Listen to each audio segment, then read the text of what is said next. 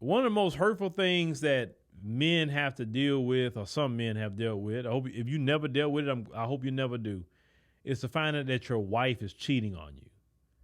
And then you catch them in the act. You catch them, what they're doing, right? Case in point, this one brother, he's caught his wife, but I want you to check this out. All right, so this is from my lawyers. We've been together for 5 years, and I found out that she's been cheating for the last 7 months. And so now what I want to do is I want to confront her and ask her if she's been cheating with me. I want her to be upfront with me. If she's not, marriage is over. That's it. I'm done. Before I get started, fellas, if she's cheating on you, it's over. It's over. As a man, you can't take a woman back that laid down with another man. She's tainted. She is not your woman no more. She has been touched by somebody else. Well, let's continue. All right. Hey, babe. Yeah. You okay? Hey, so, I got a question for you. Yeah. What? Oh, don't worry about it. I was just doing something. Oh, like the TikTok or something? Yeah, it's one of those things. Oh, okay. Yeah, so where were you 4 weeks ago? 4 weeks ago, when? That's like a vague question. When you went on that you said you were going to that place, that spot, that little food spot with Raven. Oh, yeah. The White Bowl. Yeah. Yeah. Raven. And then we went shopping. Were you really there? Yeah. I told you that. You sure about that? Yeah. What about 3 weeks ago with Sarah? 3 weeks ago. Oh, when we went swimming? Yeah. Yeah. I was with her too. Why are you acting like that though? Okay. I told you this. All right. I'm trying to figure out what kind of TikTok video this is. Yeah. So 2 weeks ago you were going to that spot out a couple miles out with Brianna, right? 2 weeks. Okay, so we went from 4 weeks to 3 weeks. So 2 weeks ago. 2 weeks ago, yeah, we went to the spa. That Asian spa was Okay. that I wanted to go to. Okay. It's like that 24-hour one. That's enough. What? Why don't you just tell me who you're seeing? I'm not seeing anyone. Why are you asking? That's a stupid question. Who's Rick? It's your brother. I don't have a brother named Rick. Or your cousin or whatever. It's not my cousin. Why are you asking these questions? These are weird questions. Because you are cheating on me, and I was trying to see if you would come forward and tell me like a natural person.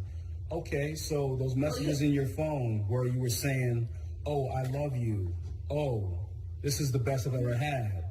Oh man, I feel sore." Why are you going through my phone? Why would you be going through my phone, first of all, like that? Oh my God. Oh my God. You imagine fellas reading that message? I feel sore. Oh man. And she's sitting up there lying in your face. And then when he said about the messages, he was reading them. You saw how her face changed because you know good and well he read them. Ooh, man. Like, Don't change the subject matter. Don't change the subject matter. What you trying to do? You acting insecure. Oh yeah. Why are you going through my phone? There's no reason to do that. Well, listen. When you go through people's stuff, you find stuff you don't want to see.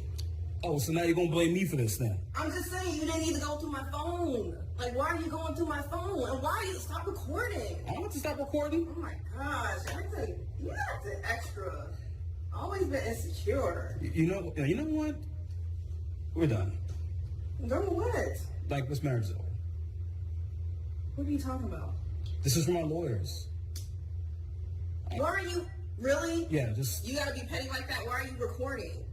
So you're gonna gaslight me because you want to slip on the marriage. Five years in this marriage, and all of a sudden, out of nowhere, you want to fucking cheat. I mean, you're always working all the time anyway, so. Oh, so it's my fault. I wasn't cheating. I wasn't cheating. Oh, so he just slipped and fell onto his dick then, huh? I didn't fall into anything. What are you talking about? There's nothing that you saw. And like I said, you shouldn't be going through people's phone. Like, that's my privacy. You know what? That's my privacy. You pay for Get it, out. You know what? Look at you. Where's the ring? Where's the $5,000? We're in the house. Where's the ring in the house? Where's the $5,000 ring? Where's the cigarette? You know what?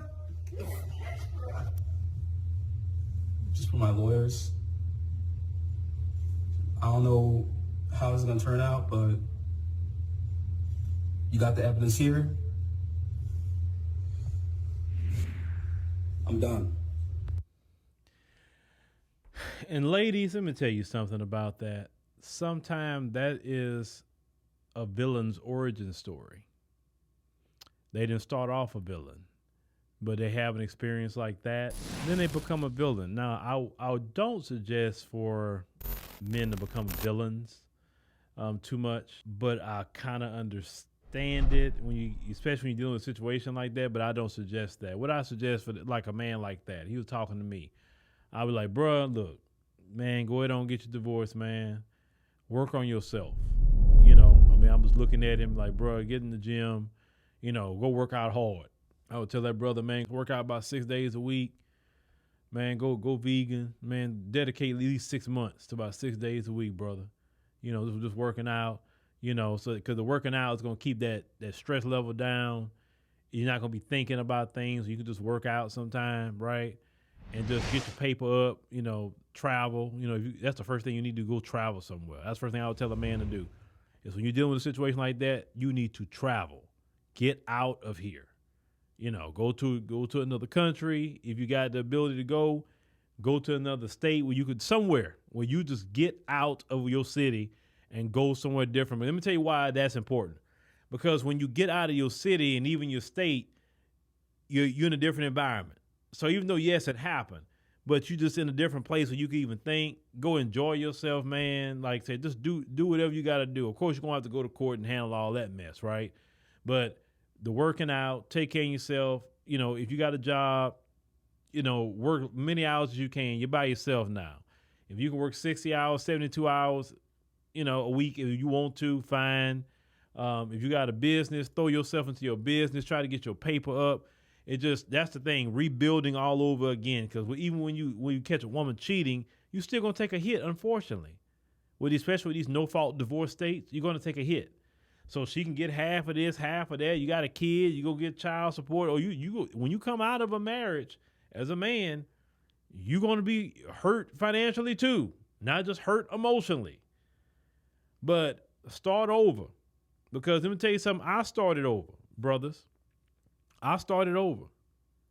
And when I started over, I was left with nothing.